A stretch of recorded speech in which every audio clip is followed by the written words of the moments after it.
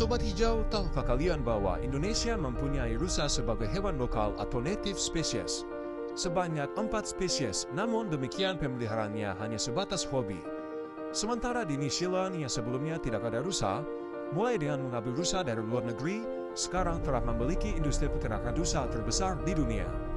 Peternakan rusa menjadi unggulan karena menghasilkan daging yang mengandung kadar lemak rendah, dengan rasa spesifik dan sebagai makanan spesial sehingga dapat masuk dalam segmen pasar level atas. Di samping itu, yang tidak kalah menguntungkan adalah produksi sampingan peternakan rusa, yaitu bahan untuk pengobatan tradisional yang diekspor oleh New Zealand ke Korea, Hong Kong, dan negara-negara Asia lainnya.